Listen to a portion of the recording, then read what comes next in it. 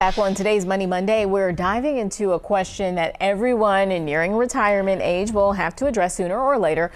When do you take Social Security? The government says you can start taking the benefit anywhere between age 62 to 70, but there are some questions that you should ask before making that decision. And here to break it all down for us is Carter Romo with Yellow Cardinal Advisory Group at First Financial Bank. Thanks so much for joining us. Thanks, guys. It is so nice to be back. Yeah, it's great to have you again. All right, let's talk about initially, and I was saying in the break that this is one of those things that I think once you kind of start nearing that age, you think, am I really ready? I thought I was ready when I was 20, 30, but now I'm almost there. So what are some of the first steps that people should take when they are approaching retirement? I think the first and most important one is to really understand the details of what your life costs. How much are you actually spending? And as you look towards retirement, think how that would change, whether things that might increase when you retire, like your travel expenses, and things that'll decrease, such as commuting. But when you understand that actual number of what it costs to live your life, that's the foundation of everything that comes next. Numbers can be scary, but the good news is with good, high-quality online banking tools and online credit card reporting, it's never been easier to pull that data together.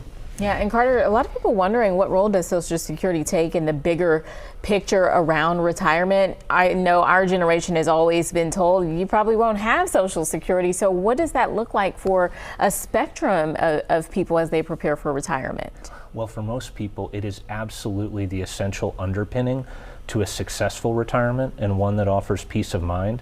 Overall, the program is supposed to replace about 40% of the income in benefits that people received when they were working.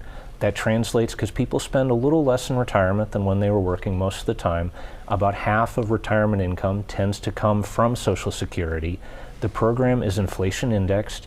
It's immune to market cycles. It's risk-free. It's really tremendous that way. And I want to go to the funding issue.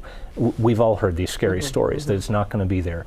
But the earliest year at which the program is currently expected to have a shortfall is 2035. And even if that does come to pass, it's still projected to pay over 80% of the promised benefit.